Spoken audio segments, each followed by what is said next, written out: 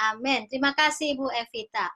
Sebelum saya serahkan ke Pak Polsang, satu informasi yang sangat kecil tapi perlu penting gitu ya. Kita di sini untuk menggali pengetahuan dari Abi Saifuddin Ibrahim.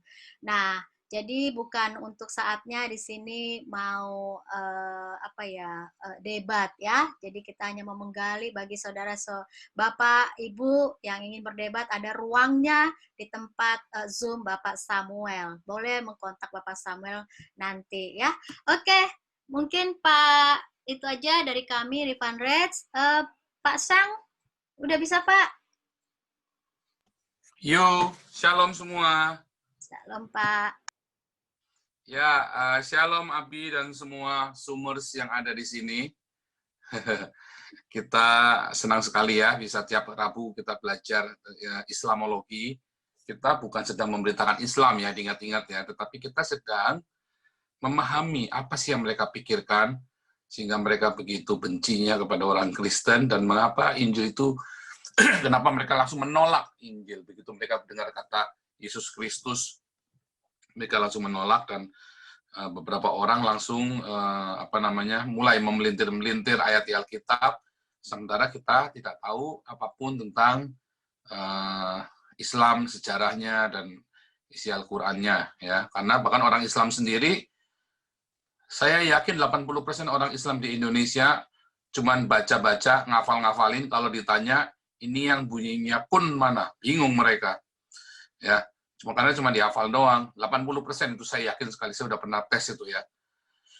Bahkan orang-orang Persia di sini kalau ditanya, mereka juga bingung. Karena orang Persia kan berbahasa Persia.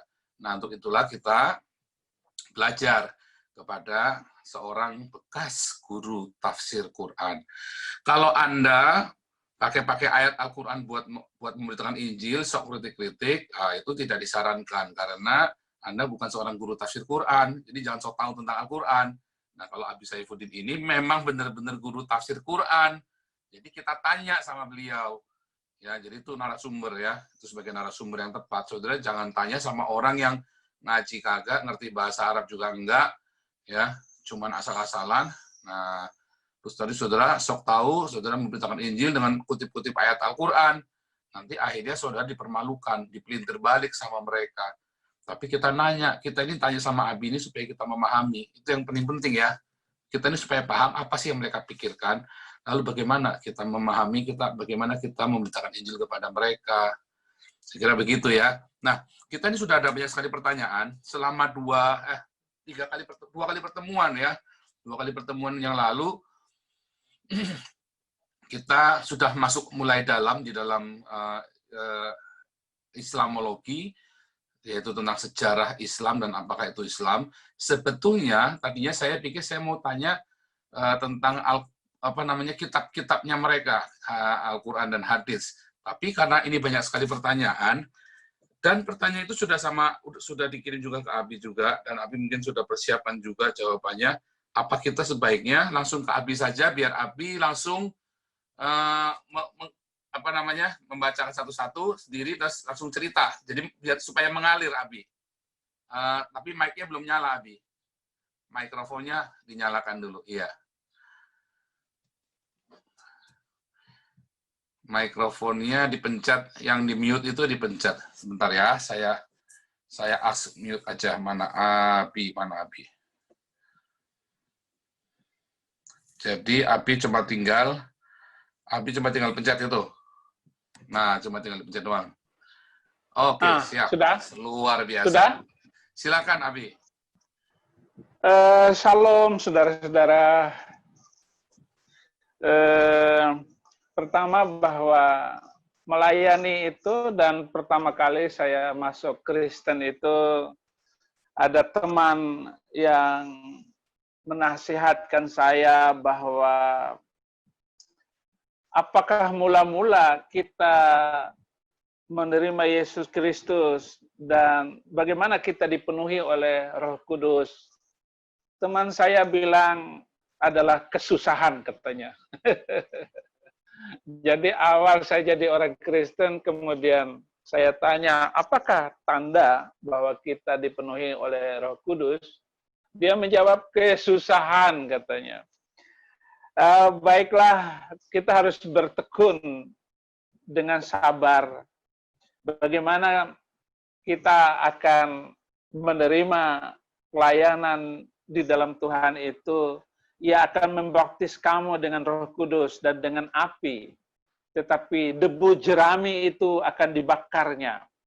Jadi luar biasa saudara-saudara bahwa tanda pertama bagi seorang rasul bahwa dia merupakan seorang yang tetap berdiri manakala terjadi berbagai keadaan yang menghimpit dan banyak tekanan-tekanan, kekecewaan dan keadaan yang tidak berpengharapan.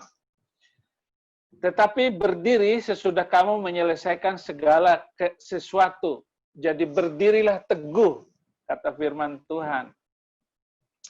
Nah, untuk tetap berdiri itu, kita harus bertahan melalui kesabaran. Barangkali ini merupakan karakteristik tunggal yang penting bagi pelayan Tuhan dan bagi pahlawan-pahlawan iman yang ditulis dalam Alkitab itu. Tapi ada penghiburan yang membuat saya teguh dan tetap cinta kepada Yesus. Kesusahanmu sekarang ini tidak ada apa-apanya dibandingkan dengan kemuliaan yang Tuhan siap. Jadi itu yang saya rasakan, saudara-saudara. Nah, sampai saya harus mengalami hal-hal yang tidak menyenangkan. Tetapi tatkala kita membawa diri kita, menyerahkan diri kita ke dalam pelayanan itu, maka dimanapun kesusahan dan penderitaan sekalipun, Tuhan ganti dengan sukacita yang luar biasa. Apapun kesulitan kita, kesusahan kita di dalam melayani Tuhan, maka di dalamnya ada kesenangan, ada sukacita yang luar biasa. Meskipun saya dalam penjara sekalipun, saya mengalami sukacita yang tidak bisa dinikmati di luar penjara. Itu yang luar biasa, saudara.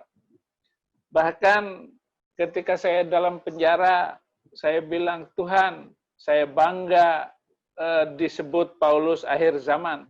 Tapi jangan matikan saya dalam penjara seperti Paulus 2000 tahun yang lalu. Itu hal-hal yang membuat saya merasakan bagaimana penderitaan Paulus 2000 tahun yang lalu berkali-kali di penjara. Tetapi Paulus luar biasa. Nah, itu pendahuluan saya pada malam hari ini. Pertanyaan dari Pendeta Rino di Palu. Orang Kristen yang sudah mu'alaf karena dengar penjelasan Bapak waktu masih Islam, sekarang bagaimana